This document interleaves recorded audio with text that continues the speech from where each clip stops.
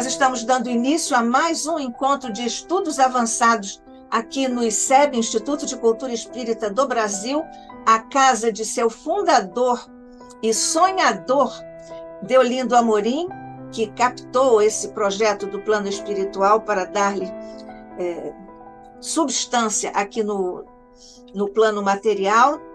Nosso presidente de honra, Deolindo, nosso presidente de honra, Jorge Andréa, e todos os demais mentores que estiveram aqui conosco desde o início no ICEB continuam conosco para darmos continuidade e substancialidade ao nosso querido Instituto.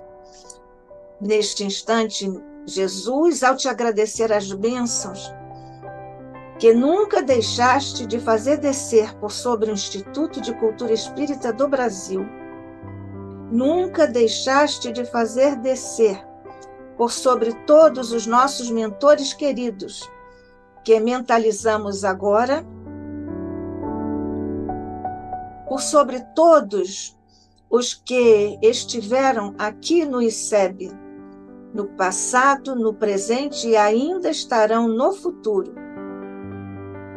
E todos os que neste instante nos acompanham em ambos os planos de existência, neste início de mais um estudo, nesta oportunidade, realizado por nosso querido amigo, companheiro, irmão Fabiano Pereira Nunes, que vem hoje, mestre, trazer o fruto de seus estudos sinceros, profundos, sobre a tua trajetória, mestre.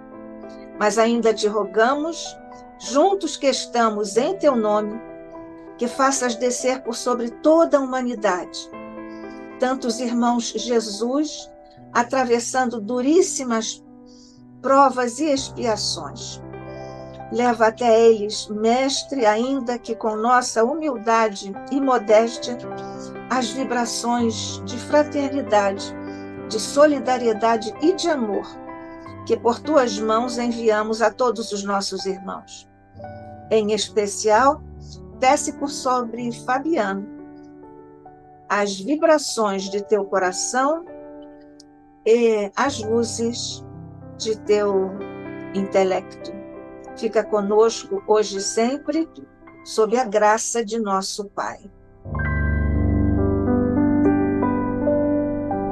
Bem, já dissemos que está conosco Fabiano Pereira Nunes, ele é nosso regular colaborador aqui, expositor no Instituto de Cultura Espírita do Brasil, é médico intensivista, participa do Grupo de Estudos Espíritas Rivaio, é articulista da revista Cultura Espírita do ICEB, aqui do Instituto de Cultura Espírita do Brasil, e é colaborador do programa Uma Bandeira para o Futuro, da nossa querida Rádio Rio de Janeiro, a emissora da Fraternidade, 1400 AM, e em todas as plataformas. Fabiano Pereira Nunes vem hoje, neste mini-seminário, falar sobre o primeiro Natal e as leis morais. Fabiano, obrigada, o ICEB sempre agradecido a você por estar aqui conosco, e vamos iniciar? Somos todos ouvidos. Muito boa tarde, queridos amigos, queridas amigas.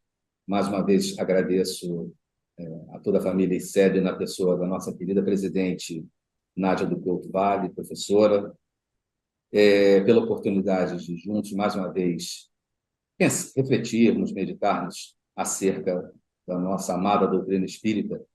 E é uma honra verdadeira, é uma alegria imensa. Peço aos amigos e às amigas que, por favor, compartilhem nos seus grupos de redes sociais esse estudo e os outros estudos do ICEB. Se inscrevam aqui no canal do Instituto de Cultura Espírita do Brasil. Acessem o portal ICEB, portaliceb.org.br. Enfim, interajam com as diversas plataformas do Instituto de Cultura Espírita do Brasil, porque existe um material, não posso dizer nem que é riquíssimo, é trilionário, trilhardário espiritualmente. São muitos estudos, muitas reflexões, muitos trabalhos maravilhosos. e acessível às pessoas. Também peço licença à nossa presidente para convidar os amigos e as amigas a colaborarem com o Instituto de Cultura Espírita do Brasil, as informações acerca das colaborações em termos de associação, de associados, de doações, também estão no portal. Enfim, ajudem o Instituto de Cultura Espírita do Brasil. O Instituto de Cultura Espírita do Brasil, ele tem seus associados, seus participantes, mas ele é nosso, ele é do movimento espírita. Ele pertence ao movimento espírita. Então, o movimento espírita deve olhar o Instituto de Cultura Espírita como sua instituição espírita, sua casa espírita também. E as casas precisam de fomento, de sustentação. Então, essas são as nossas rogativas iniciais. Peço carinho para com essas rogativas. O tema que nós vamos refletir hoje como já foi falado pela professora. Bom, então aqui estão as informações iniciais. O e-mail do Instituto de Cultura Espírita, Instituto de Cultura Espírita do DR, tá? E o portal www.portaliseb.org.br. O primeiro Natal e as leis morais. É um tema estranho, né? Porque quando a gente fala o primeiro Natal, fala, mas se é o nascimento de Jesus, obviamente já é o primeiro Natal. Na verdade, isso é um título um pouco, vamos dizer assim, provocativo, porque entre os historiadores existe um livro de John Dominique Crossan, que o título é O Primeiro Natal. E ele vem trazendo uma série de apontamentos, de dissertações, de teorias científicas a respeito desse primeiro Natal. É um livro que traz constrangimento entre teólogos e religiosos, porque traz uma série de informações que confrontam teologia e confrontam religião. Então, não por acaso nós trouxemos esse título, O Primeiro Natal e as Leis Morais, não porque eu vá repetir o pensamento de Dominique Crossan, de maneira nenhuma. Mas a ideia é, vamos dizer assim, fazer quase que um paralelismo. Bom, introdução do nosso estudo.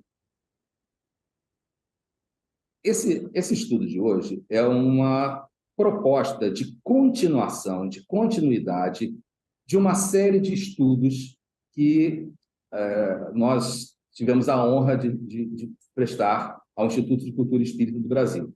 Esses estudos, eles versavam sobre o Jesus dos historiadores versus o Jesus de Allan Kardec.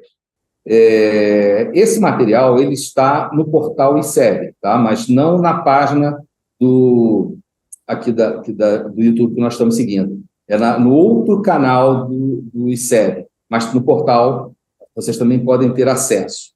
Esses estudos eles estão aqui, portal ICEB 6331. Esse aqui é um outro canal do YouTube, onde alguns estudos ainda estão ali armazenados.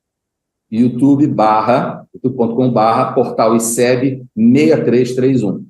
E ali nós podemos encontrar... Desculpe, Fabiano, e nós entramos também pela TV ICEB, né? Sim, sim. E também está lá na própria página do portal iceb.org.br. Esses estudos, eles buscaram mostrar a interface entre a doutrina espírita e as ciências históricas. Mostrar também a interface entre a filosofia espírita e a teologia. Buscamos levantar questionamentos se o espiritismo faz teologia na definição mais comum da palavra teologia. Refletimos sobre a questão de o espiritismo poder ser definida como uma denominação cristã de acordo com a tradição bíblica, ou seja, de acordo com a Bíblia, é o espiritismo uma denominação cristã? Isso foi objeto das nossas modestas reflexões. E, obviamente, tentamos meditar sobre quem é esse Jesus de Allan Kardec. De onde emerge esse pensamento, o Jesus de Allan Kardec? Esse Jesus de Allan Kardec, ele é apreendido nos 33 livros, textos, separatas, opúsculos, publicados por Allan Kardec de 1857 a 1869. Alguns foram condensados, agrupados, outros não temos mais disponíveis, mas nós temos 23 obras de 400 a 500 páginas, em média, obras doutrinárias fundamentais. E ali nós encontraremos quem é esse Jesus de Allan Kardec. Nos nossos estudos, no nosso último estudo, nós buscamos apresentar de uma forma sintética dessa maneira. Não conseguimos adentrar nesse Jesus que emerge dessas 23 obras doutrinárias fundamentais. O ser humano que se pode imitar, o espírito da primeira ordem da escala espírita, o espírito de verdade, diretor espiritual do planeta Terra, o mestre de todos nós e o guia de Allan Kardec. Nós começamos no estudo passado próximo, no primeiro semestre de 2023, analisando algumas questões acerca do ser humano que se pode imitar. Então, o estudo de hoje é uma continuação dessa análise do ser humano que se pode imitar. Justificativa do estudo de hoje. Justificativa para o estudo de hoje. Nós trouxemos aqui a seguinte justificativa. Lá no Livro dos Espíritos, questão 627, Allan Kardec apresenta a seguinte questão. Uma vez que Jesus ensinou as verdadeiras leis de Deus, qual a utilidade do ensino que os Espíritos dão? Terão que nos ensinar mais alguma coisa? Então, muitas denominações cristãs dizem, ora, tudo que precisa ser aprendido já está ali no Novo Testamento. Então, não existe nada no Novo Testamento de diferente, basta ler o Novo Testamento. É um questionamento absolutamente pertinente. E a resposta da questão 627 é: Jesus empregava a miúde, muito comumente, na sua linguagem, alegorias e parábolas. Os ensinos de Jesus, eles estão numa forma poética, com simbolismos, com alegorias.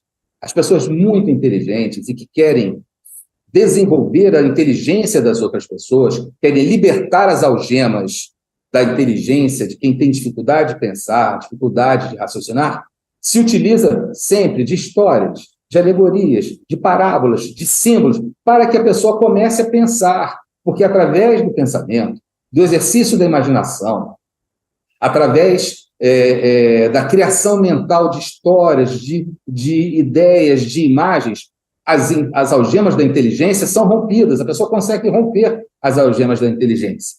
Então, Jesus usava fartamente uma linguagem que Allan Kardec diz era muito forte, com cores vivas, para justamente fazer assim, ó, a nossa cabeça sacudir, tirar aquela poeirada, aquele monte de preconceitos e conseguir pensar livremente.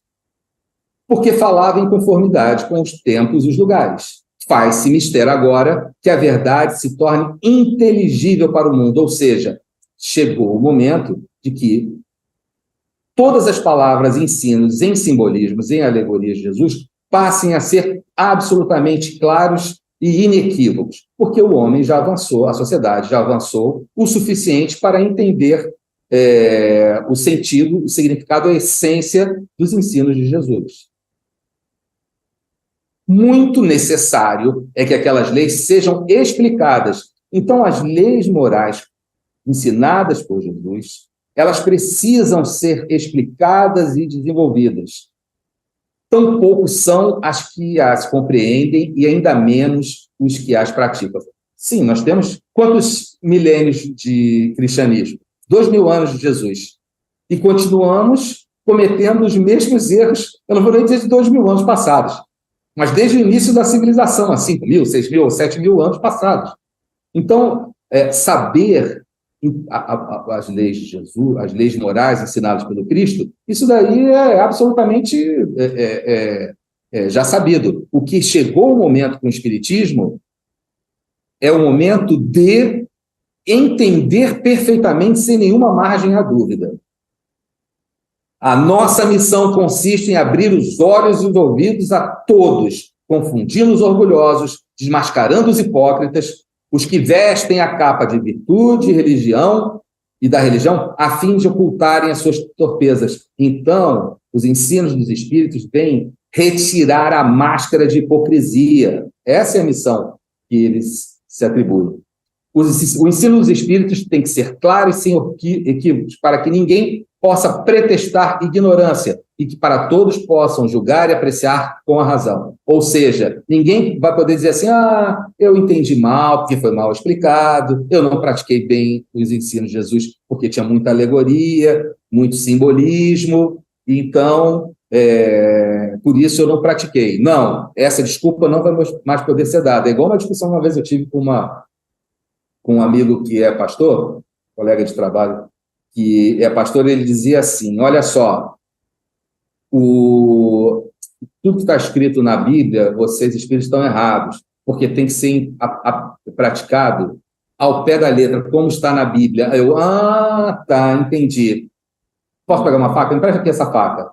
Agora você pode escolher qual a mão que eu vou cortar e qual o olho que eu vou arrancar. Pode ser o direito ou o esquerdo. Bota a mão aí agora. Como eu sou seu amigo, escolha a mão que eu vou te arrancar. E escolha o olho que eu vou te arrancar. Ele, não, mas isso não pode ser levado ao pé da letra. Mas, aí eu perguntei, o que não pode ser levado ao pé da letra? Algumas sim, outras não. E quem vai dizer o que pode ser levado ao pé da letra e o que não pode ser levado ao pé da letra?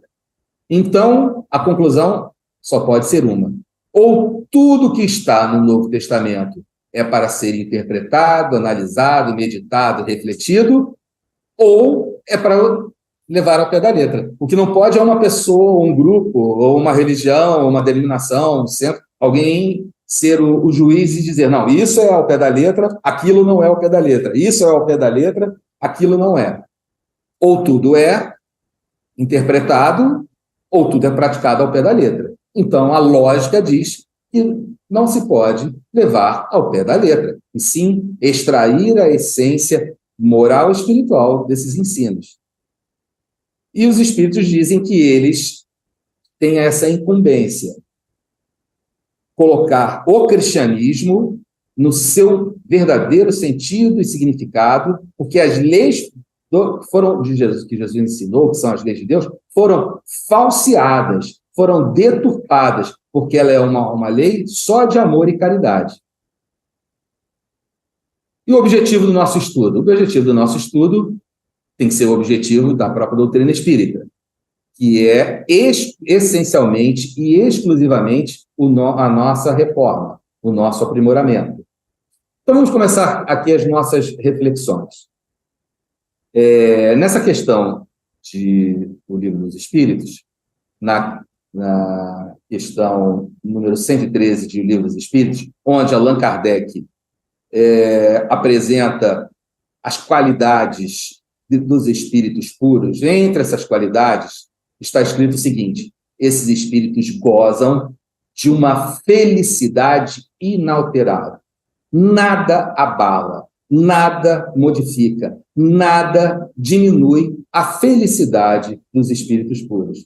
Porque a felicidade dos espíritos puros é uma felicidade que já superou totalmente as questões dos instintos, das paixões, dos desejos. É uma felicidade única e exclusivamente moral e espiritual. Então, não tem nada nesse mundo que faça com que essa felicidade seja perturbada, seja modificada, seja abalada.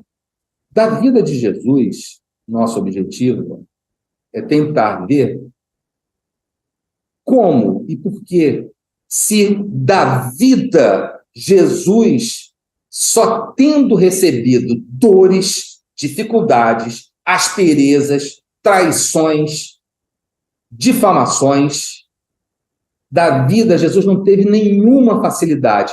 Tudo para ele foi muito difícil, foi mais difícil. Tudo para ele foi mais espinhoso. Tudo para ele foi mais áspero.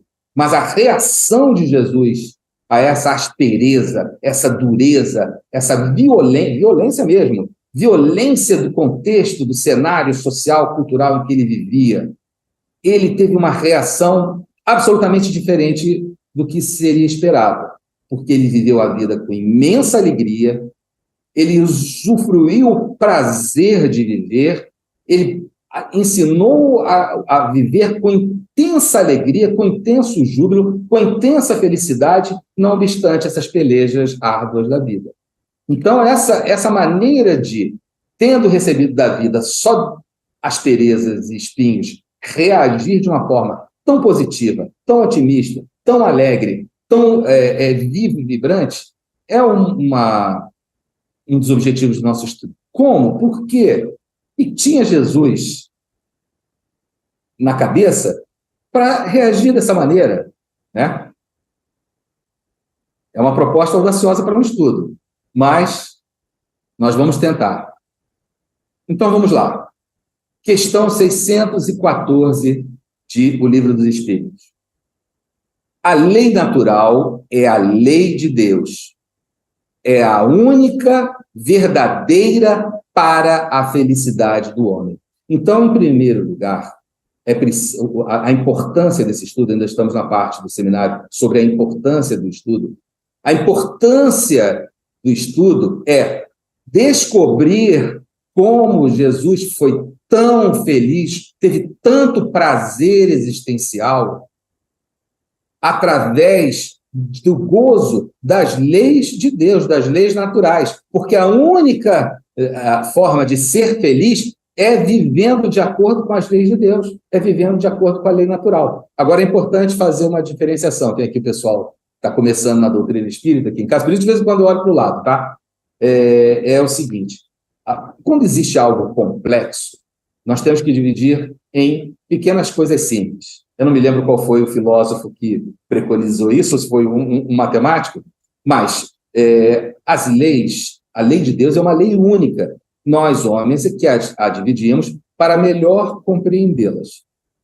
Então, a lei natural, a lei de Deus, são todas as leis. Todas as leis têm uma causa primeira. Todas as leis têm uma origem. O físico vai dizer, mas a causa de tal coisa são as leis da física. A causa das leis da física são as leis da matemática. Sim, mas a causa da causa da causa, a causa cáusica, a causa primeira é Deus. Então, essa lei natural, a lei de Deus, são todas as leis. As leis do mundo material, que é a matemática, a física, a química, a biologia, a botânica, a zoologia, elas estudam para melhor compreender essas leis da natureza. As leis da natureza também englobam um outro tipo de lei, uma lei que rege a vida dos espíritos. Rege a vida dos espíritos no mundo material e rege a vida dos espíritos no mundo moral, no mundo espiritual.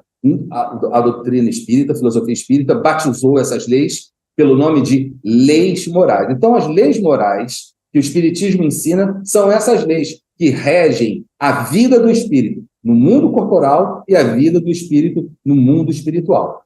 As leis naturais, como, por exemplo, a matemática, são leis do mundo material. A felicidade para o espírito é estar vivendo de acordo com essas leis que Deus criou. Pressupostos. Então, já vimos a justificativa, e agora vamos ver os pressupostos. O objetivo, e agora vamos ver os pressupostos. Pressupostos do estudo de hoje.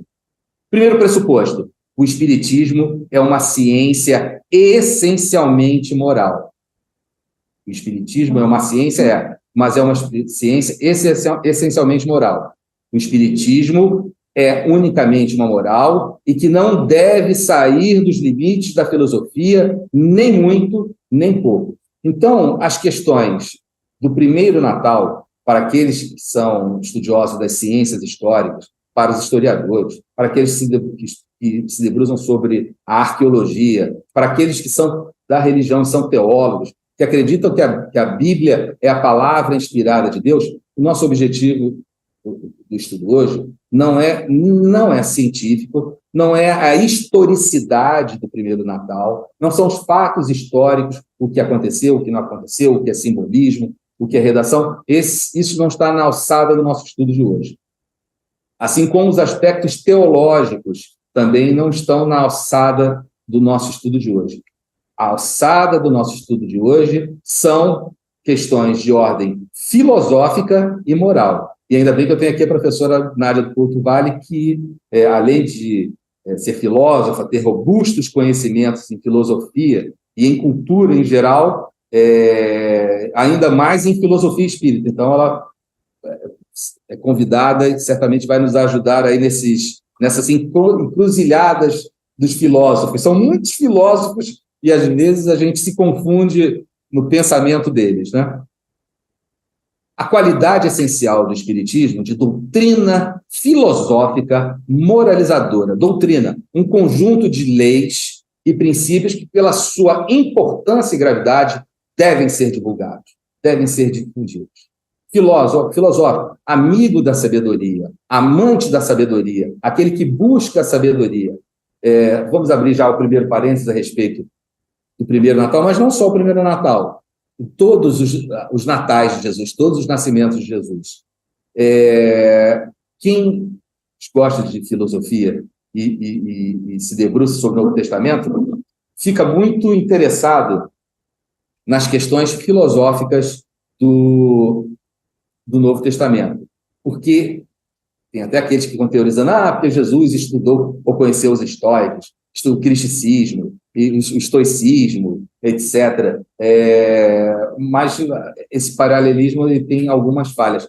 A sabedoria apresentada por Jesus, ela é muito fácil de compreender, ela é mais complicada de praticar, mas ela é fácil de compreender. Ela se baseia em 3 fundamentos: prudência, previsão e provisão.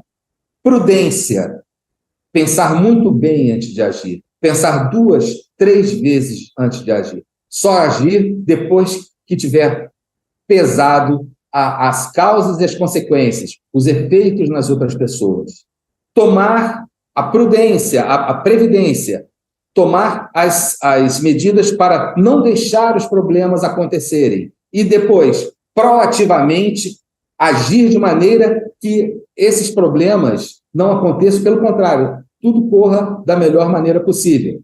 Por exemplo, olha, disse Jesus, quando você for construir uma casa, não constrói a casa, veja bem, eu passei para o português da Tijuca as palavras do Novo Testamento, tá? Quando você for construir uma casa, não constrói na areia, e quando vierem as intempéries, ela vai ser derrubada. Construa sobre a rocha, e quando vierem as intempéries, a casa não vai ser derrubada. Olha aqui, quando você for segurar na charrua, aquele instrumento de arado, tem que fazer uma força danada, tem que se concentrar, ficar olhando o que está fazendo, não olha para trás se alguém te chamar, não se distraia, porque se ela sair da trajetória, ele não falou isso na Bíblia não, tá? Ele não falou isso na Bíblia não, eu estou dizendo, se ele sair da trajetória, vai cair no seu pé, vai quebrar o seu pé, você vai machucar, pode até perder o pé. Né? Então, olha para frente, não olha para trás, fica firme nessa charrua, sem olhar para trás. Então, são conselhos que ensinavam a ter prudência, a aprender a ser prudente, a aprender a ter previdência e aprendendo a prover para que não aconteçam consequências indesejáveis e aconteça sempre melhor. Então, vejam, é uma sabedoria de 3 pés, prática, pragmática, onde Jesus vai construindo isso na imaginação das pessoas. E construindo na imaginação, a pessoa aprendia a pensar, a sonhar. Nada acontece no mundo concreto que não tenha acontecido antes no mundo do pensamento. Ela tem que estar no mundo do pensamento para depois se concretizar no mundo material. Os sonhos, as aspirações, as ideias, as vontades, os planos, tudo, ela parte de uma imagem, de um sonho, de uma história que se passou na imaginação de alguém. Professor, quer fazer alguma colocação? Está ótimo, estamos indo juntos. Tá. Bom, se o Espiritismo é uma doutrina filosófica, vocês acham que foi por acaso que Allan Kardec evocou e convocou simplesmente a fina flor, o suprassumo dos filósofos da história da humanidade? Liguori, Nursia, Franklin, Blaise Pascal. Olha, só Blaise Pascal, esse já é um Pelé. Se ele não tivesse chamado ninguém, vamos só conversar com Blaise Pascal. Na matemática, na física, ele é um monstro. Na filosofia, idem. A dissertação sobre a verdade de Blaise Pascal, que está na Revista Espírita, é assim, do queixo cair. Girardin, Arago, Swedenborg, Erasto, Lamennais, Fenelon, Francisco Xavier, Chateaubriand, Galileu Galilei, Heine, Vicente de Paulo, Massillon, Lacordaire, João Evangelista, Lázaro. Mas Lázaro foi curado por Jesus. As dissertações de Lázaro, que estão no Evangelho segundo o Espiritismo, a lei do amor e o dever, são de altíssimo teor filosófico. Se ele foi curado por Jesus ou não, é outra história. Mas filósofo, está evidente que no século XIX ele havia se tornado. Tanto quanto o Erasto. As dissertações filosóficas de Erasto são de elevadíssima filosofia. Paulo de Tarso, Platão, Hahnemann. Mas Hahnemann, o negócio dele era ciência e filosofia. Hahnemann, mesmo esses espíritos filósofos, Allan Kardec questionou. Allan Kardec é chamado na França de fundador da filosofia espírita, de filósofo. Interpretar o pensamento do espírito de verdade, interpretar o pensamento desses filósofos, teria que ter sido por Allan Kardec. Veja, Allan Kardec reuniu e agregou, eles foram atraídos para a encarnação de Allan Kardec. Quando ele estava encarnado, ele atraiu para si essa quantidade gigantesca de filósofos e pensadores, porque na Terra ele era o homem que conseguia interpretar o pensamento, até de discordar do pensamento desses filósofos, como ele discorda, por exemplo, de Lázaro. Lázaro, ele apresenta uma explicação sobre os instintos morais e instintos materiais. Allan Kardec apresenta a sua divergência e depois Lázaro corrige a sua visão a respeito dos instintos morais e as novas mensagens são, inclusive, publicadas em O Evangelho segundo o Espiritismo, como, por exemplo, a Lei de Amor. Vicente de Paulo, também, ele tem uma mensagem sobre a caridade. Allan Kardec faz uma edição sobre essa mensagem, muda o título para A Piedade e transforma num texto sobre a piedade, publica em O Evangelho segundo o Espiritismo. Então, Hahnemann também, ele defende a ideia de que a medicação, ele traz conceitos filosóficos que estão na Revista Espírita sobre a saúde e a doença, mas também apresenta a ideia de que a medicação homeopática poderia influenciar na maneira de pensar, no nível mental, como os homeopatas mesmos dizem. E Allan Kardec diz que não, no nível mental, nada pode atuar, apenas endogenamente, apenas o espírito consegue, porque o pensamento é um atributo do espírito. Então, é o espírito que consegue mudar o pensamento, nunca uma medicação exterior. E por aí vai Sócrates e Platão. Sócrates tem mensagens publicadas em O Evangelho, em O Livro dos Médiuns. Então, vejam, se o espiritismo é uma doutrina filosófica, os espíritos que vieram, que foram evocados por Allan Kardec, consultados e confrontados, são espíritos ligados à filosofia. Então, as dissertações que encontramos são dissertações filosóficas, mas é uma filosofia diferente, que é uma filosofia moralizadora, e mais do que uma filosofia moralizadora. Bom, sobre o primeiro Natal e o livro terceiro, a parte terceira de O Livro dos Espíritos. Só para recordar aqui ao pessoal que estaria assistindo pela primeira vez, o Espiritismo trata da natureza, origem e destino dos espíritos. Isso está na parte primeira de O Livro dos Espíritos. Trata das relações desses espíritos com o mundo corporal, parte segunda de O Livro dos Espíritos. Então, dessa ciência espírita, se edifica uma filosofia de uma ciência, a filosofia espírita. A filosofia, a moral e a religião espíritas estão na parte terceira e na parte quarta de O Livro dos Espíritos. A filosofia moral aqui na parte terceira e, vamos dizer assim, a religião filosófica, que é o espiritismo, na quarta parte de O Livro dos Espíritos. Então, a terceira parte de O Livro dos Espíritos, que vai ser também desenvolvida em O Evangelho segundo o Espiritismo, elas estão em O Livro dos Espíritos nessa ordem por uma forma didática. Por quê? O Espiritismo ele é prático, ele é pragmático. As informações... Lembra que a gente viu a pergunta do Livro dos Espíritos que diz, olha, ninguém pode dizer como pretexto assim, eu não entendi, eu não sei, eu não aprendi. Não, o Espiritismo não permite esse tipo de pensamento. Perdão, esse tipo de desculpa. A proposta do Espiritismo é, quando você lê uma obra espírita, terminada a obra espírita, você não pode dizer a seguinte frase, não entendi porque estava complicado.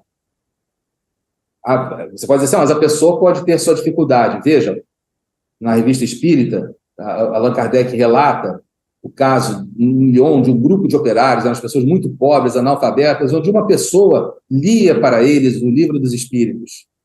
E aquele grupo de operários, Allan Kardec diz que nunca viu espíritas tão espíritas quanto aquele grupo de operários. Entendiam delicadas nuances e praticavam, tinham uma vida absolutamente moralizada e espiritualizada. E não sabiam nem ler e escrever. Então, não é essa questão de ser mais culto ou menos culto. O espiritismo não é feito para pessoas, para doutores, não é feito para pessoas que têm... Não, vamos lá assim, não é o público-alvo, não é direcionado exclusivamente para quem tem graduação, para quem tem instrução, para quem sabe... Não. Assim como a doutrina de Jesus é para todos, o espiritismo é para todos. Mas o único pré-requisito é permeabilidade. Ter um senso, um sentido moral para poder conseguir entender o significado, porque são leis absolutamente lógicas e coerentes, porque Deus, as leis de Deus são lógicas e coerentes. Então, o Espiritismo apresenta as leis morais em 10 leis. Nesse livro, nessa parte, né, também chamado, eles chamam de livro 3, que é o das leis morais, são 12 capítulos. 12 capítulos para 10 leis. Então, há 2 leis há 2 capítulos que não tratam das leis, certo? Questão 625 de O Livro dos Espíritos, conhecimento da lei natural. A doutrina que Jesus ensinou é a expressão mais pura da lei de Deus. A doutrina que Jesus ensinou é a expressão mais pura da lei de Deus. Então, quando nós observamos o primeiro Natal, o segundo Natal e todos os anos de Jesus, nós ali podemos ler as leis de Deus na sua forma mais pura, mais simples, mais prática, mais compreensível para os seres humanos. Mas tem coisas que eu não entendo, que é complicado, que são questões teológicas. Mas, como Allan Kardec explica, não foi Jesus quem complicou. Quem complicou nasceu depois de Jesus. Os erros do cristianismo são humanos, porque o cristianismo é puro, simples, prático e pragmático. Fala assim, olha aqui, minha senhora, não coloca um pano novinho numa roupa que já está toda podre. Você não vai costurar essa roupa. Só que quando seu filho colocar essa roupa, a roupa vai rasgar. Porque a roupa está podre. Não se costura roupa nova, pano novo, em cima de uma roupa podre, velha, de um pano velho. É um conselho simples, prático. Para nós tem um significado filosófico, moral gigantesco. Mas para a pessoa, ela raciocinando ali numa coisa tão simples, tão elementar, de um vestidinho novo, que por acaso rasgou, porque criança não é mole. Aí ela vai botar um paninho novo no vestido novo, e o vestido vai durar mais outros bons anos. Ela raciocinou. Aquelas algemas que prendiam a inteligência dela já cederam um pouco. E, aos pouquinhos, ela vai rompendo e a inteligência fica livre. A lei de liberdade é uma lei natural. Então, Allan Kardec apresenta assim, olha só, se pode dividir a lei natural, as leis morais, em 10. E apresenta as 10 leis morais e ele conclui com a lei de justiça, amor e caridade. Não foram os espíritos que ensinaram essas 10 leis naturais. Isso é um conhecimento filosófico que já havia na época. A última lei, lei de justiça, amor e caridade. Justiça é uma das virtudes cardeais da filosofia clássica. E aí os espíritos respondem, essa divisão da lei de Deus é de Moisés, ou seja, Moisés escolheu 10 leis. Ou é assim que nós vemos as leis mosaicas, como 10 leis. Mas isso não é o mais importante. Você pode dividir em 10, em 5, em 20, em 1000. O que é importante? Olha aqui o que os Espíritos disseram. Essas leis precisam abranger todas as circunstâncias da vida. Todas as circunstâncias da vida. Isso que é o essencial. Então, a vida de Jesus, começando pelos simbolismos filosóficos e morais do primeiro Natal, elas são circunstâncias da vida, e o restante da vida também, que abrangem todas as leis morais. Como agir no mundo para ficar de acordo com as leis morais e progredir? Claro, todo mundo quer progredir. Mas para que você vai progredir se você não... progredir, e aí, estou ótimo. É por orgulho e vaidade? Não. O progresso do espírito existe para ele ser feliz. É essa a razão de existir o progresso. A última lei, justiça, amor e caridade, é a mais importante, porque por ser a que faculta o homem adiantar-se mais na vida espiritual, visto que ela resume todas as outras. Esse é o ponto fundamental do estudo de hoje. A última lei é chamada lei de justiça, amor e caridade. Vejam, não é uma lei de justiça, não é uma lei de amor, não é uma lei de caridade. Ele coloca justiça, amor e caridade como sendo uma única coisa, uma única lei, um único princípio. Na filosofia clássica, a justiça é uma das virtudes cardeais. Então, para haver amor, como é o amor de Deus? É um amor que, ao mesmo tempo, ele é justo, ele é misericordioso e ele é caridoso. Por isso que o Código Penal da vida futura é um Código Penal de acordo com a lei de justiça, amor e caridade. Como é o Código Penal da vida futura? O espírito, ele primeiro precisa se arrepender. Depois ele precisa expiar. E por último ele precisa compensar. Arrependimento, expiação e reparação. Esse é o Código Penal da vida futura. Porque se o espírito não se arrepender, ele vai voltar a cometer os mesmos erros. Se ele não passar pela expiação, ele não vai saber exatamente o que é sofrer o que ele fez o outro sofrer. Então ele pode até dizer assim, mas eu não entendia muito bem qual era o mal que isso causava. Não, ele vai ter que passar por uma situação semelhante, não é exatamente igual, mas semelhante, de maneira que ele possa um dia dizer assim, não, eu sei muito bem o que é passar por essa situação, então eu não quero que mais ninguém passe. Mas ele ainda, o espírito ainda precisa reparar o dano que ele causou. Então esse é o sentido da lei de justiça, amor e caridade.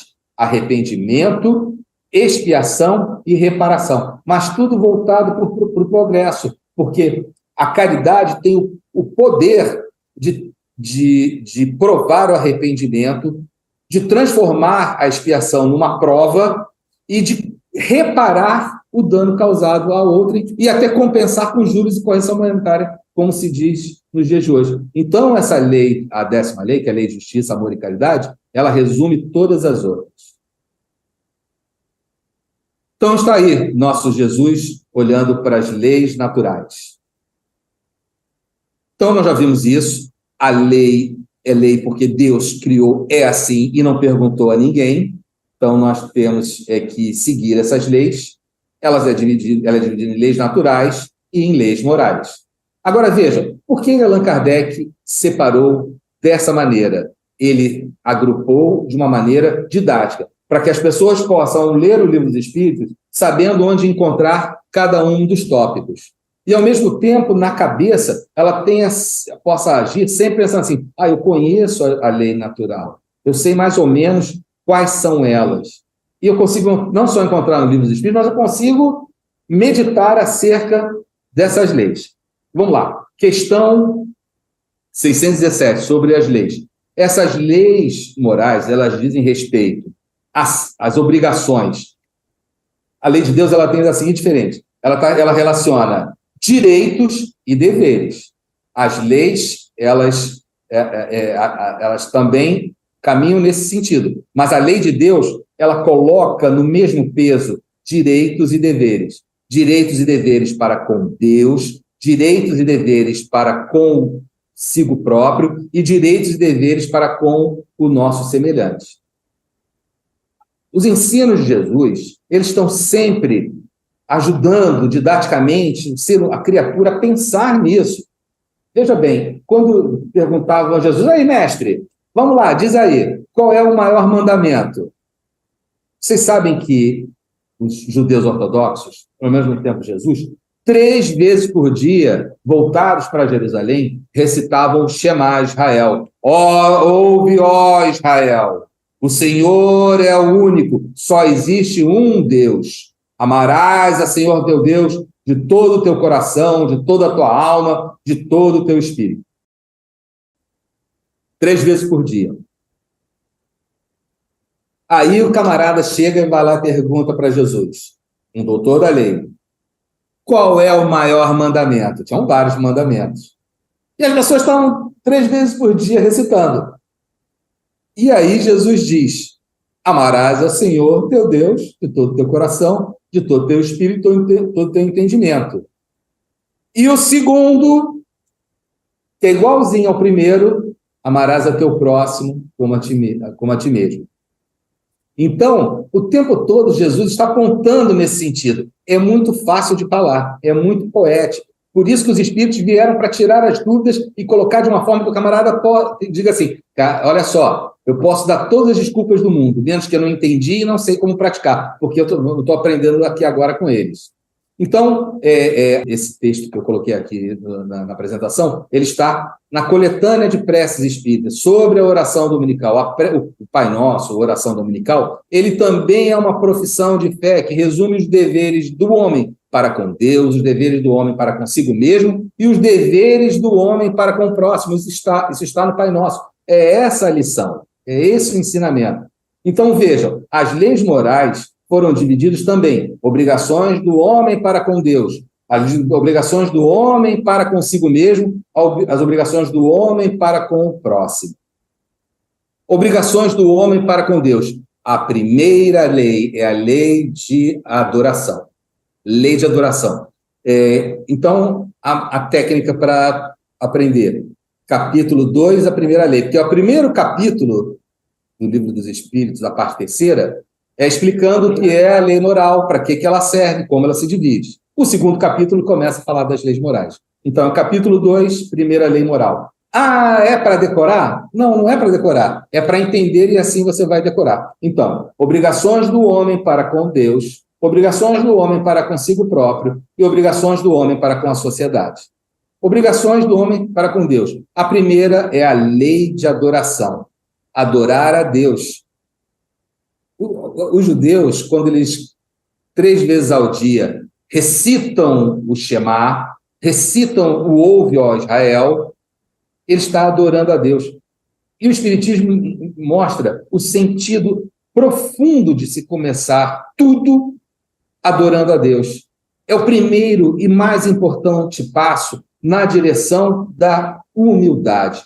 Para aprender a ser humilde, o primeiro degrau, o primeiro treinamento de humildade de um ser humano que Jesus ensinou na sua oração e em todos os sentidos da vida é Deus, pensar em Deus, na perfeição infinita que é Deus, nas perfeições infinitas, na misericórdia infinita, na clemência de Deus, na grandeza de Deus e na nossa pequenez diante da perfeição infinita que é Deus. Esse passo, não é porque Deus é aquele Yahvé Sabaoth, o Senhor dos Exércitos, que quer que você fica humilhado aí para você mostrar que você é humilde. Sim, é o primeiro passo para se conquistar a verdadeira humildade. Se a pessoa não consegue ser humilde diante da inteligência suprema, da causa primeira de todas as coisas, a perfeição infinita, as suas leis também são infinitamente perfeitas, misericordiosas, justas e boas, se o espírito não consegue ser humilde diante disso, como é que ele vai praticar a humildade diante das outras situações da vida? O pessoal fala assim, mas o fulano é muito pior que eu, que fulano é isso, fulano é aquilo, fulano é isso, então eu sou humilde porque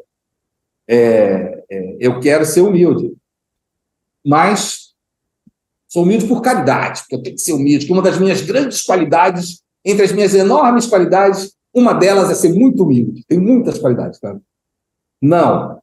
A lei de adoração, ela já vai trabalhando o espírito para aprender a ser humilde. Quando chegaram diante de Jesus e falaram, bom mestre, Jesus pergunta, mas por que você me chamou de bom? Aprenda, bom só Deus. Mas Jesus não é bom? Jesus não é bom, Jesus era ótimo. Mas a bondade infinita é Deus. Quando você se reconhece humilde perante Deus, o caminho para a humildade verdadeira já foi aberto. Então, a primeira lei é a lei de adoração. E olha, digamos assim, você tem lá filho, ou você é um filho, ou você é uma filha, você é um neto, e você é super ingrato. Ele traz seu avô, sua avó, seu tio, sua tia, sua mãe, seu pai, coloca um prato de comida na sua frente, sabe o que você faz com o prato? Joga no chão, fala, eu não como essa porcaria mal feita. O que é isso? Um ingrato miserável. Um ingrato miserável. Ora, se isso nós achamos um absurdo, uma comida que realmente pode estar horrorosa, ainda mais para com Deus que nos deu a vida, criou todas as leis que existem, e essas leis são para a nossa felicidade. Nos criou simples e ignorantes, mas disse assim, olha só, vocês vão ser criados zerados e vão progredir em direção à perfeição. E ainda vão poder chegar para mim no final e dizer assim, progredi com o meu próprio esforço, eu mesmo me fiz.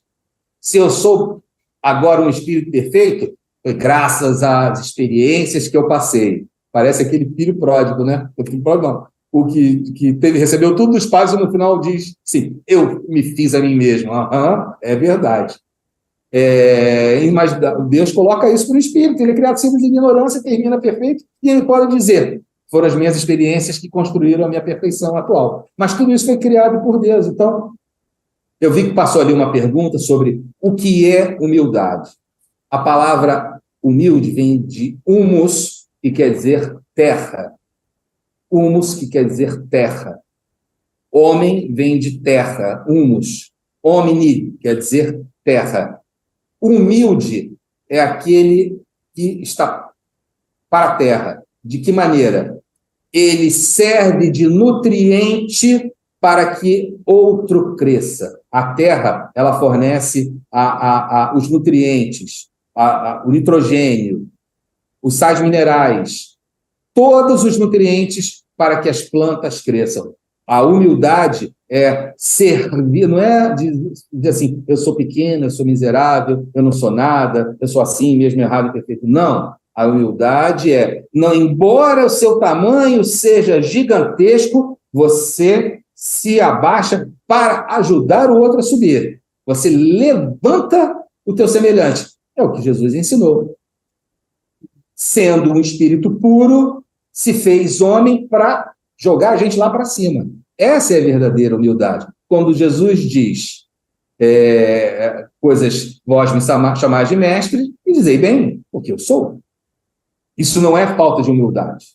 Porque a humildade verdadeira é essa. Em sendo puro, veio ensinar as lições das leis morais para que você conseguisse ser feliz. Ok? Muito bem. Então, vamos lá. A primeira lei é a lei de adoração. Mas a primeira e a segunda lei são iguais. A lei de adoração e a lei do trabalho. São as obrigações do espírito para com Deus. Como assim a lei do trabalho? Não adianta a lei de adoração sem a lei do trabalho. Isso está desenvolvido também em O Evangelho segundo o Espiritismo, nos capítulos Pedi, obtereis, onde Allan Kardec diz o seguinte, esta passagem, pedi, obtereis, não pode jamais ser dissociada de outra. Ajuda-te e o céu te ajudará. Porque a lei do trabalho é uma lei da natureza, é uma lei de Deus. Então, aprendemos com a filosofia espírita que o instrumento que Deus se utiliza para ajudar ao homem é o próprio homem. É o ser humano que ajuda o outro ser humano. Os seres humanos no mundo material no mundo corporal, e os seres humanos no mundo espiritual. Então, a lei de Deus é essa. O homem é um instrumento utilizado por Deus para auxiliar o próprio homem. Homem e mulher, né? Ser humano, entendeu? Porque os espíritos não têm sexo. Então, a lei do trabalho faz parte da lei de adoração. Você vai orar? Vai orar.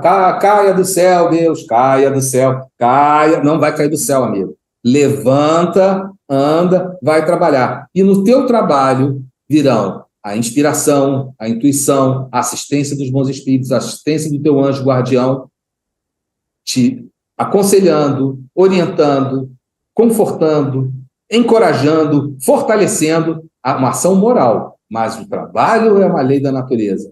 Então, a obrigação do homem para com Deus, as obrigações estão aí nesses 2 capítulos. A adoração e o trabalho. Ajuda-te e o céu te pedir e obtereis. Mas ajuda-te e o céu te ajudará. Então, obrigações do ser humano para com Deus. As obrigações para consigo mesmo, de si para consigo. Essas 3 leis, elas são um resumo da vida humana. Primeiro, para estar na vida humana, na vida material, é preciso a fecundação. A terceira lei, lei de reprodução. No restante da vida, os seres têm uma série de instintos, né? E o que representa todos os instintos é o instinto de conservação. Então, a primeira lei, lei de reprodução, a segunda lei é de conservação, mas não adianta, todos os seres humanos são perecíveis. Então, a terceira lei é a lei de destruição. Então, entendeu didaticamente? Primeiro, reprodução. Nasceu, está vivo, conserva, mas não tem de onde fugir, vai morrer. Então, é reprodução, conservação, destruição. Primeira lei de Deus, adoração, a que está ligada a ela, trabalho. Obrigações para consigo mesmo, reprodução, conservação e destruição. Didaticamente está fácil? Com essa organização didática, lá no livro você já sabe onde estão as diversas questões que se apresentam. Aí apareceu assim, trabalho é qualquer ocupação, todo mundo trabalha. Do ponto de vista, Itamar, do ponto de vista do mundo, sim, mas não é a definição filosófica espírita, filosófica e moral. O espiritismo não é uma doutrina filosófica. Então, na filosofia espírita, o trabalho está lá na lei de trabalho, no capítulo, a segunda lei, que é o terceiro capítulo. O trabalho é toda ocupação útil. O trabalho é toda ocupação útil, ou seja, que produz o bem para alguém. Ou, se você quiser, está de acordo com as leis morais. Produz o bem em relação ao trabalho em si, para si mesmo e para o próximo. As obrigações para com Deus, para consigo, para com o próximo. Isso é ser útil. É produzir um bem. Produzir um bem para Deus, mas Deus não precisa nada nós. O que um pai quer do seu filho? Ele quer que o filho cresça. Então, se você quer fazer alguma coisa para Deus, para agradar a Deus, progrida moralmente. Ele vai ficar super... são ali figuras de linguagem, tá? Uma metáfora. Vai ficar super feliz. Então, ocupação útil no sentido do progresso. Ocupação útil no sentido do próprio progresso. E a ocupação tem que ser útil ajudando o progresso dos seus semelhantes. Então, toda ocupação útil, filosoficamente, é trabalho. E é o que o espírito guarda para si. O trabalho que ele produz e que é capaz de ser útil para o mundo, para si mesmo e para o próximo, esse trabalho é patrimônio do espírito. Nada vai tirar dele. Nada nem ninguém. Ok? Então, agora, já vimos aqui lei de adoração e trabalho, obrigações para com Deus, reprodução, conservação e destruição, para consigo mesmo, para Deus, consigo mesmo, e agora para com o próximo. O ser humano, ele começou a viver, a se organizar em sociedade. Não importa qual hominídeo, podem ser os hominídeos de 6 milhões de anos atrás, de 8 milhões de anos atrás, homo afarenses, homo africanos, o homem de Tomai, não importa. Eles se agregaram para sobreviver e caçar. Então, a lei de sociedade é uma lei natural. Onde 2 ou mais se reunirem em meu nome, eu estarei entre eles. O que Jesus estava dizendo? Fundem uma religião? Não, não. É uma lição sobre a lei de sociedade. O homem precisa viver em sociedade. Se ele ficar isolado, como eremita, sozinho em algum lugar, ele pode progredir do ponto de vista mental?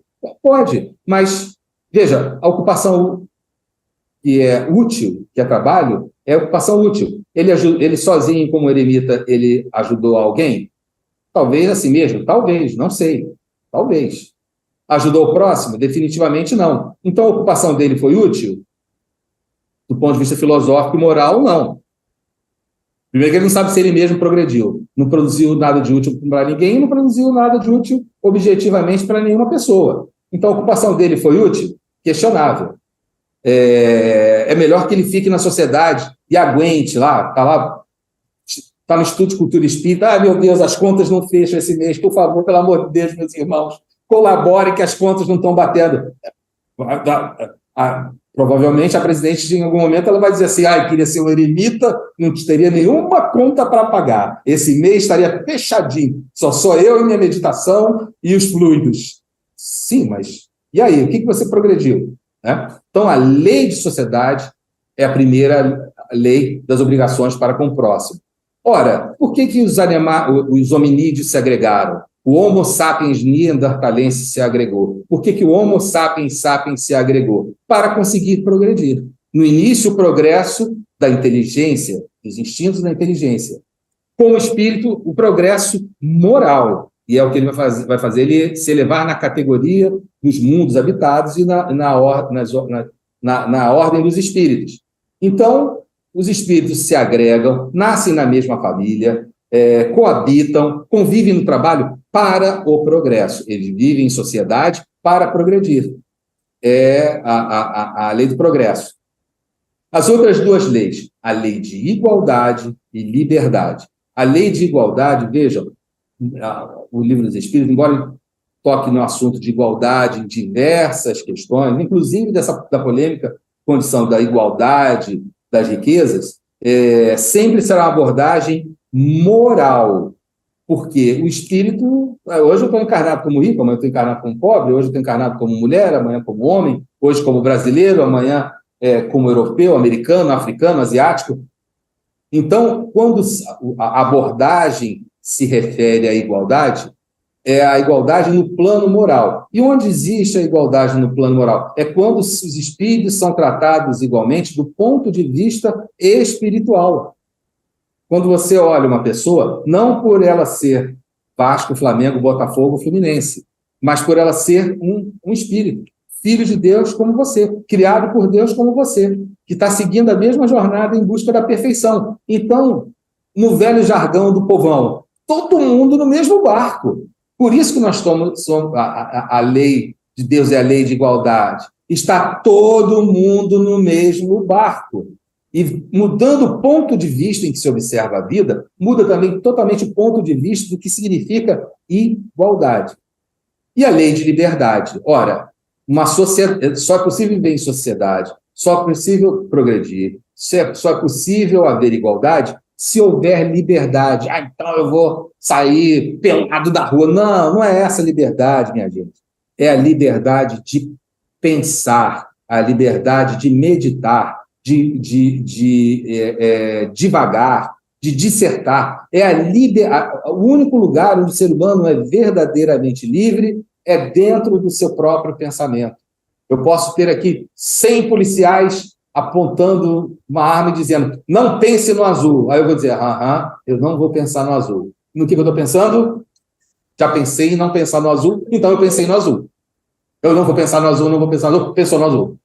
Então, a única liberdade verdadeira para o mundo de expiações e provas é a liberdade no pensamento, é a liberdade do espírito. Agora, veja só, a liberdade, tanto a sociedade, progresso, igualdade, eles não são iguais nas mesmas categorias de mundo habitado.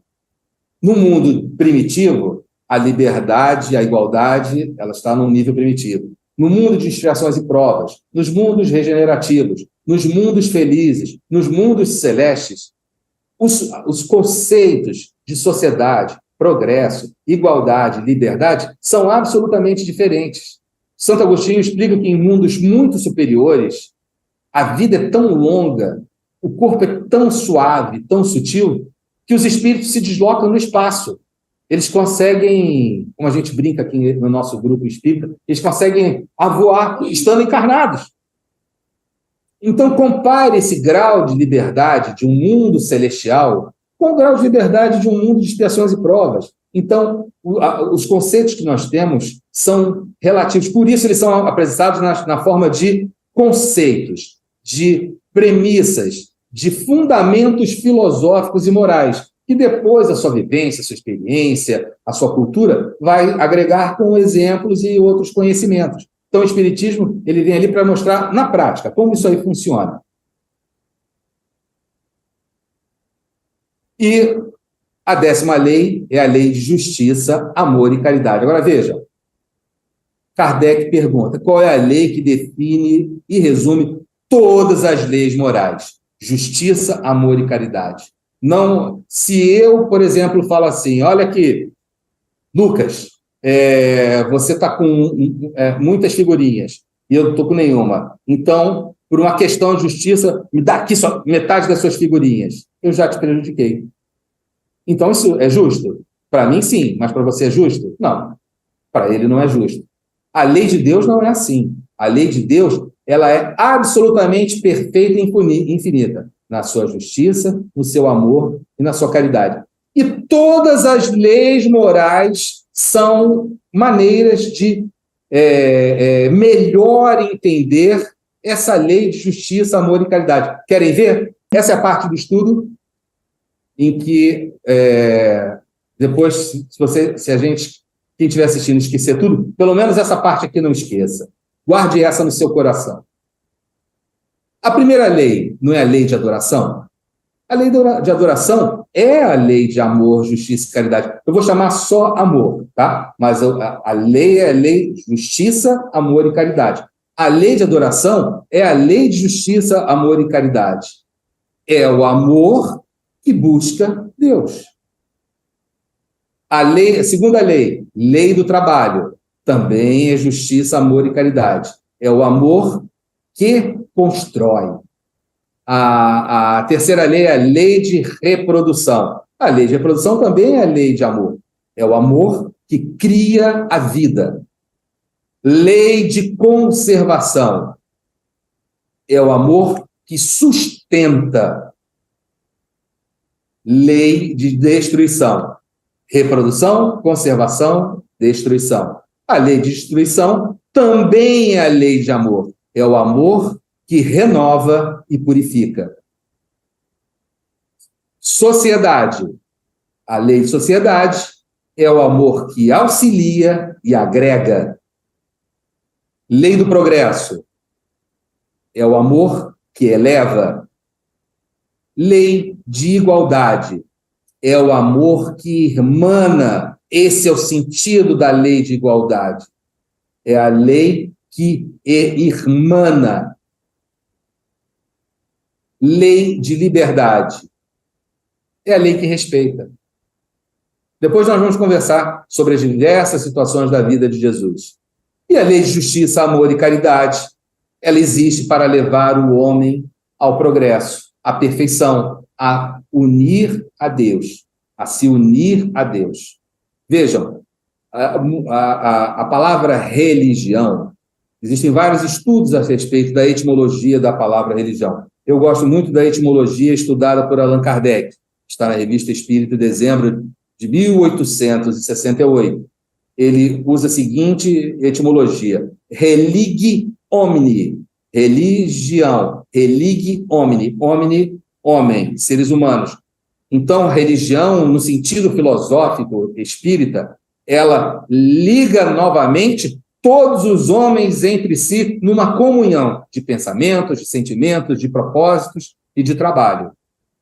Então, a religião, no sentido de religar a Deus, não é o conceito etimológico que Allan Kardec defende, que está até no dicionário Ruais Eletrônico, naquele setor de etimologia que o Ruais Eletrônico tem. Religue homine. Homine, religar. Religar todos os homens. Apertar num imenso laço de comunhão. A lei de justiça, amor e caridade é a religião divina, porque ela liga de novo a Deus. Mas ela só vai ligar a Deus se ela ligar aos homens. O segundo mandamento é semelhante ao primeiro. O segundo mandamento é amar ao próximo como a si mesmo. Por isso que amar a Deus é o mesmo que amar ao próximo. E essa é a máxima que coloca na prática. Vamos lá, e na prática? Como é que eu faço isso? Sem caridade não há salvação. Tudo que Jesus fez foi praticar a caridade. E ensinando a praticar a caridade, ele ensinou a praticar, a treinar. Porque, veja, tudo um processo lento e gradual. Você faz um treinamento. Antes de jogar o jogo, você tem treino lá do time. O atleta faz o treinamento, vai para a sala de musculação. Antes de adquirir a condição de um espírito perfeito, a gente vai fazer uns treinos. E como é que se treina? Já foi demonstrado. A caridade é a alma do espiritismo. Não há verdadeiro espírita sem caridade. Muito bem, mas vejam, o espiritismo ali não é prático? O espiritismo não é pragmático? Sim ou não? O espiritismo é prático, ele é pragmático. Então, para nós, tá, entendi, faz sentido, gostei da didática. Mas e aí? Como é que eu faço? Tá, e como? Tá, me diz, como se faz isso? Por isso que existe o capítulo 12, é o capítulo chamado da perfeição moral. Jesus explicou assim: sede perfeitos, porque perfeito é o vosso Pai Celestial. Aí a pessoa fala, caramba, Jesus está com o sarrafo muito alto, como é que eu vou pular essa altura? Mas qual é o sentido? É o mesmo de cortar a mão e jogar fora? É o mesmo de arrancar o olho? É o mesmo de passar um camelo numa agulha? Entendeu o sentido filosófico moral. Eu não vou responder isso, mas vou dizer o seguinte, vai lá na questão 886 de Um Livro dos Espíritos. Qual o sentido da caridade? Como entendia Jesus? É o nosso amigo Itamar. 886 de Um Livro dos Espíritos. Qual o sentido da caridade? Como entendia Jesus? A caridade, ela tem um sentido profundo. Aqui nós estamos falando assim, do dia a dia, né? Para nós que estamos ali acordando às 5 da manhã para chegar no trabalho às 7. Então, esse 10º capítulo ele é dividido em virtudes e vícios, das paixões, do egoísmo, caracteres do homem de bem e o conhecimento de si mesmo. Tudo é de suma importância. Mas, veja, entendendo o que são os instintos biológicos.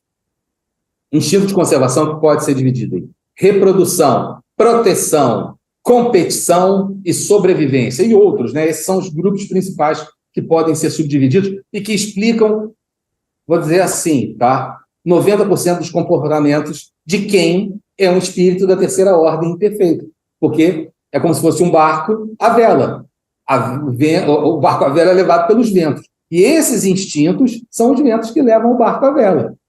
E o espírito que já está na segunda ordem, que é um bom espírito, ele já é um barco à vela, mas ele tem leme, ele sabe mexer no leme, no timão, ele muda a posição da vela. Então, em vez dele ser levado pelos instintos, ele leva os instintos e chega aonde ele quer e não ao sabor do vento, não ao sabor dos instintos. E os espíritos da primeira ordem? Nem venta, ele é um barco movido a motor atômico, né? Energia atômica, ele pode ficar 2 anos navegando que não vai acabar o combustível. Tá? Ele não precisa de vento, ele vai sem vento, com vento, apesar do vento, ele chega ao objetivo. Então, ele vai mostrando o que são os instintos,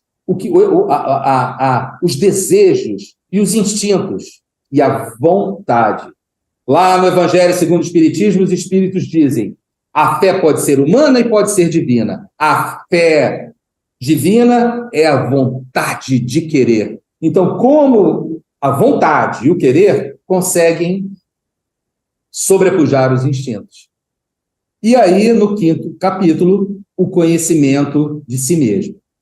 Sobre o conhecimento de si mesmo, nós temos muita gente estudando. Olha, tem os psiquiatras, que é o grupo que eu mais gosto, os psicólogos, que eu já não afinizo tanto. Vocês sabem que entre psicólogos e psiquiatras sempre tem ali uma quedinha de braço, né?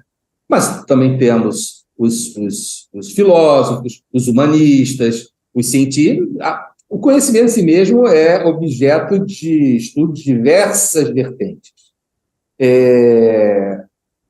Nós dissemos que o Espiritismo... Nós não trouxemos o pensamento de Allan Kardec, que o Espiritismo é uma doutrina filosófica, é uma filosofia, não deve sair, o Espiritismo não deve sair dos caminhos da filosofia.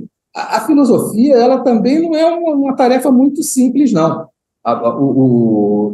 Nós temos na presidência do Instituto de Cultura Espírita, já falei isso, a professora Nádia, que além da sua formação em filosofia, tem um robusto conhecimento em filosofia. A pessoa pode ter uma formação e não ter um robusto conhecimento. Ela tem um robusto conhecimento das filosofias, e da cultura em geral, da erudição em geral, mas da filosofia. E hoje, quando a gente olha assim na internet, está lotado de cursos de filosofia, né? Excelentes, até como do Nova Acrópole, da professora Lúcia. Por quê? A filosofia, como a religião, ela está sendo diluída, né? As pessoas estão se afastando, os jovens estão se afastando da religião, e a própria ciência, que desde a Revolução Francesa se coloca como uma nova religião, a religião científica, o povo também não está mais. Ele usa a ciência, vai usar a ciência, mas ela não vai ocupar o papel da nova religião.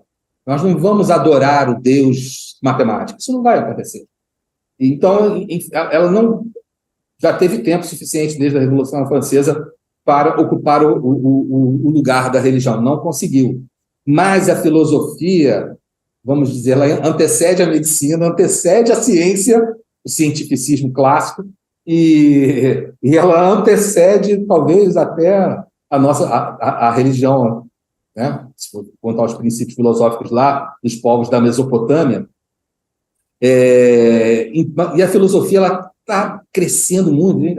Onde existia lá na área de gestão, na área de administração, agora é estoicismo quântico, e o coaching estoico, as palavras, os cadernos de Marco Aurélio, enfim, o estoicismo ele virou uma supermoda atualmente, uma supermoda da atualidade. Não é para menos, né? A filosofia, ela nutre a alma, a ciência não vai nutrir a alma, ela não vai nutrir a alma, ela vai nutrir o cérebro, mas a sede existencial, a fome existencial, ela não vai conseguir. E as pessoas estão encontrando na filosofia. Então, eu estava falando da professora Nádia Portugalho, eu falo isso para que... Eu sei que ser presidente de um instituto como de cultura espírita já é muito pesada a tarefa, mas se ela pudesse arrumar um tempinho para ela, professora Nádia, ministrar um curso, ou ter um dia um espaço no Instituto de Cultura Espírita, para ela nos ensinar filosofia, e principalmente fazendo as comparações com a filosofia espírita, seria muito, muito bom. Seria bom, não, seria maravilhoso. Uma ideia para 2025, não sei, mas, assim, honestamente, é um desperdício, né? Essa possibilidade de uma professora com tanta capacidade de ensinar filosofia para a gente, e no Instituto de Cultura Espírita, e aí a pessoa pode acabar indo fazer um curso com um coaching filosófico, um estoicismo coaching empresarial filosófico. Pô, a gente está falando de resolver os problemas da vida eterna, né? Então, a professora Nádia vai pensar com carinho a possibilidade de não só presidir, mas também voltar ali ao giz e ao quadro negro aqui no Instituto de Cultura Espírita, né? Então, vamos lá. Nascimento da filosofia. A coisa é antiga, né, gente? Vocês já viram aí que começa isso da Grécia, porque, repetimos, existe a filosofia que veio da Mesopotâmia. Então, 600 anos antes de Cristo, já existiam os pré-socráticos, depois do período clássico, chamado socráticos, e no período helenístico vai de 323 até 146 a.C. ele vai diminuindo, né, até chegar em Jesus. Então, tem lá, no período pré-socrático, Zenão, Parmênides, Xenófanes, Empédocles, Demócrito, Protágoras, Anaxágoras, Tales de Mileto, Anaximandro, Anaximenes. É muita gente pensando, muita gente. Sócrates foi tão importante que ele dividiu a filosofia em antes de Sócrates e depois de Sócrates. Mesmo aqueles que têm um pensamento filosófico contrário a Sócrates também são classificados como pós-socráticos. Sinto muito. Vocês podem ser contra, mas são pós-socráticos. Porque ele fez a divisão. Dividiu em antes e depois. E só dos seus discípulos. A gente só precisa falar de 2. 3, vamos lá. Platão, Aristóteles e Santo Agostinho. Pronto, acabou o jogo. Acaba. Juiz apita e dá a taça. Realmente, a filosofia ela está muito bem embasada, a filosofia antiga. Mas qual é a diferença dos filósofos para o espiritismo? Os filósofos que desencarnaram e depois amadureceram as ideias do mundo dos espíritos. Como esses filósofos agiriam, viveriam aqui, no mundo real, na vida cotidiana, no dia a dia das relações familiares, sociais e profissionais, etc. Se eles tivessem que pegar metrô, ou então, tivessem que pegar trem, se esses filósofos aqui tivessem, Tales de Mileto, tivesse que pegar o BRT, que não tem nem mais porta, o cara fica pendurado pelo lado de fora do BRT. O BRT rodando e o cara pendurado assim, quase caindo do BRT. Como eles falariam e agiriam no mundo se tivessem que pegar BRT todo dia? Então, esse é o grande diferencial. Os filósofos evocados, consultados, cujo pensamento foi interpretado por Allan Kardec, eles vêm trazer no complexo filosófico das 23 obras doutrinárias fundamentais, vem trazer como viver essa filosofia moral no dia a dia, nas diversas situações da vida, em todas as situações comuns do dia a dia. E ele culmina esse capítulo das leis morais com a chamada o conhecimento de si mesmo, que é o objeto do pensamento de psicologia, ciência, até engenharia, psiquiatria, mas na filosofia espírita ela é diferente, ela é específica, é para gente que fica pendurado no ônibus, no metrô, é quem está pegando o BRT. Allan Kardec questiona lá qual é o meio mais eficaz que o homem tem para se melhorar. Como é que eu faço para melhorar? Tá bom, já conheci todas as leis morais, entendi, concordo, ok, deu super certo na minha cabeça, funcionou, todo apoio. E como é que eu faço, na prática, para resistir ao mal e praticar o bem? Aí a resposta do espírito, um sábio da antiguidade falou, disse, conhece-te a ti mesmo. Parece que esse sábio da antiguidade teria sido Tales de Mileto, embora fosse uma inscrição que estivesse no templo de Apolo, em Delfos, o autor teria sido, olha o português que eu usei, teria sido Tales de Mileto. Mas aí Allan Kardec diz, beleza, muito bem, eu conheço, todo mundo sabe, é muito sábio, aplausos para essa sabedoria.